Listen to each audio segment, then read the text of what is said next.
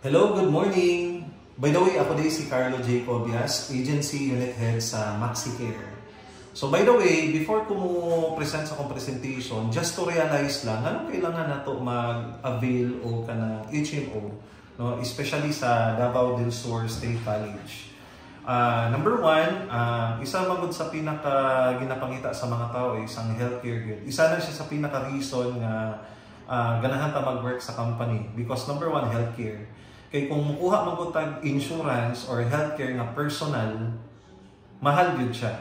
Pag under manggod siya sa company, then volume siya, swerte na kay naghatag og ka ng initiative ang company ba nga maka-provide og healthcare sa mga members sa association, no? And good thing po pag under po siya sa company is ang benefit nindot kayo siya.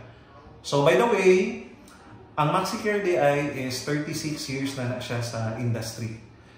And we have recognized as #1 HMO in the Philippines compared sa mga other providers. Isa po sa advantage sa uban, nganong MaxiCare good ang ilang gusto because aside sa stable na, we have a wide network of medical providers. Actually, as of today, nasa 2 million plus na ka mga members nationwide ang nagagamit ng MaxiCare. Number 2, we have 20,000 accredited doctors and specialists. Third, we have 1,300 plus ka mga accredited na hospital nationwide. We have 2 MaxiCare wings in major hospitals. And as of today, we have 22 primary care clinic. And take note, MaxiCare lang ang naay sariling MaxiCare primary care clinic na gibuhat. Exclusive lang na siya for members. Other provider, wala sila yung sariling clinic. So, dere sa tuwa, naataana. And of course, we have 1,100 accredited dental clinics nationwide and 180 rehabilitation, dialysis, and eye centers. Ang advantage po nato diri lalo na sa ato sa Digos, diri mangod sa Mindanao, duha lang ang primary care clinic nga gibutangan ni MaxiCare. Cagayan de Oro and Davao. Kung sa Davao, nala na siya sa Abrisa. Ang advantage mo dira, kung dira ta magpa-check up, wala siya deduction sa ato ang coverage sa atong plan. Kay sariling clinic man ni MaxiCare. And we have a lot of doctors and specialists ang naadara. Isa dara is internal medicine, pediatrician, OB/GYN, ear, nose, throat, dermatologist, ophthalmologist, cardiologist, psychiatry, and more. Then isa sa mga services nga naadara sa atong MaxiCare Clinic is kanang ECG, treadmill, diagnostic laboratory, ultrasound, x-ray, cardiologist, ambulatory, monitoring, and etc. So, ang location nato sa Mindanao nga MaxiCare Clinic is Cagayan de Oro, dira sa Uptown. Then Davao City is Abrisa, ground floor. Fronting lang na siya ng Redem Church. And isa po sa advantage ni MaxiCare, lalo na sa mga client namo nga naa sa mga provinces, kung gusto silang magpa-check up and dili sila ganan mag-travel or maadto dito sa mga accredited na mga clinics nato, napo tay ginatawag na MaxiCare telemedicine or video consult. No? Pwede na ta magpa-check up, magpa-consult sa doktor virtually. Ang doktor gid mismo ang imuhang makatalk dito sa virtual. And this is open 24/7. So, mapo din advantage na to. And of course, kung wala po tay internet, napo tay teleconsult. So, natay hotline na 24/7, pwede ta magpa-medical advice sa doktor. Voice call lang na siya.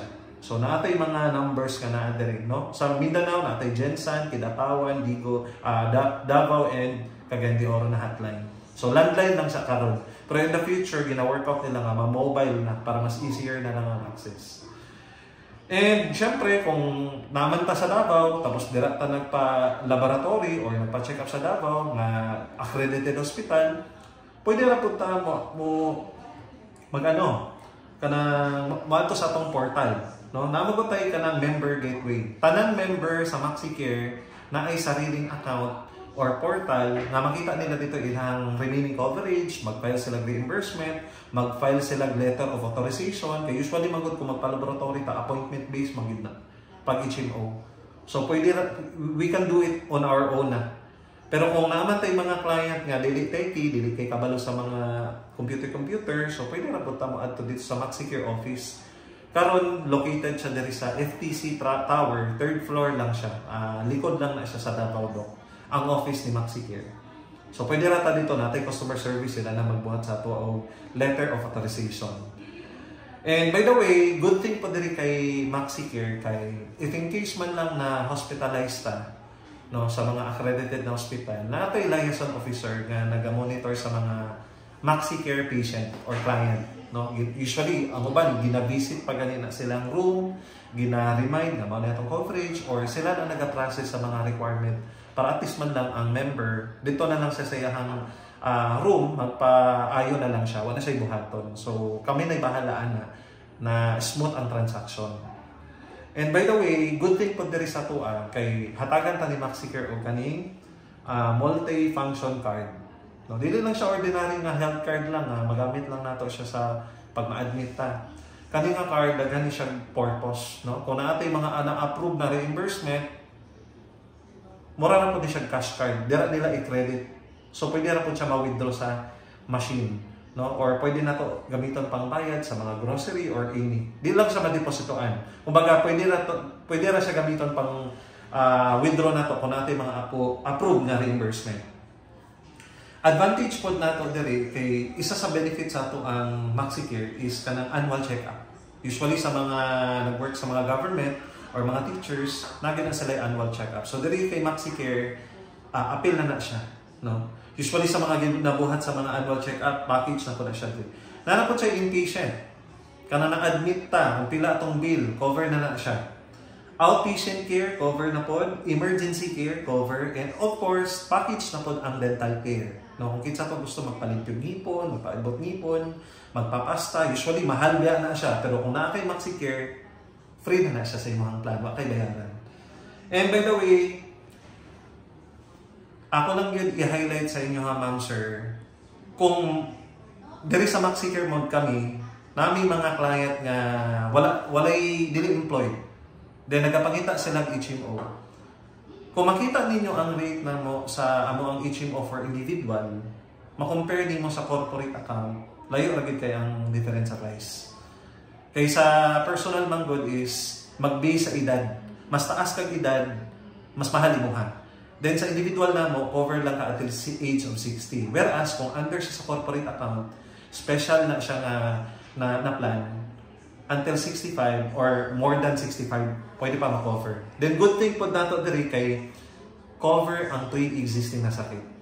No? Example, ang member na siya sakit, kanang grabe ang sakit. Tapos part man siya sa organization, dili na namo kailangan og medical requirements para madawat siya. Qualified na siya. Bisan na siya ay pre-existing. I-cover na ni MaxiCare. 100%. Okay? So, natay sample na rates dire sa ato ang price. So, natay option dire na atay ka ng Mindanao Silver. So, meaning Mindanao Access lang. So, ang annual premium niya is nasa 10,223 pesos.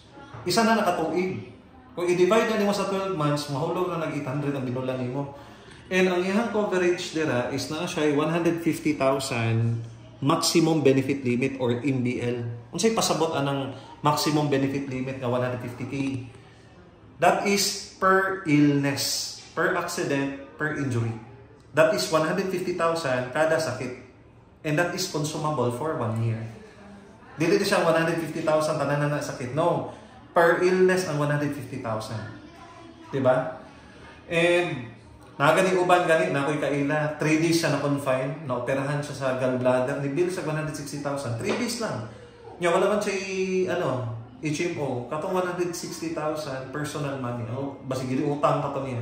So can you imagine kung naatay HMO, dili mahilabtan ang atong hard-earned money. So very important yun nga naagit tay protection, no? Life uncertainties di gyud nato nang hibalan. And syempre, kung gusto po ni client nga na siya access sa Visayas, Mindanao, gamay lang siya difference na siya sa 10,723 pesos ang 1 year ana niya. So, if in case ma-hospital siya sa Visayas, Mindanao, na siya access. Kaya kung Mindanao lang, kung ma-hospital siya sa Visayas o sa Luzon, yan, Mindanao access lang iya ha, dili siya cover. Pero kung emergency, walay problema, ma-cover man siya. No? Then, kung gusto po niya nationwide, kaya usually nag-travel siya sa Manila. So, natay gold, regular, private room. So, 150K yapon na siya. Ang iyang annual rate is nasa 18,450 pesos. So, again, ang room nato is regular sa kaning nationwide. Ang katong pinakababa nato nga 10,000 nga Mindanao, semi-private room na siya. Then, ang nato ang this name is semi-private. Pero kani siya, pwede siya ma-customize. No? Kung gusto ka private,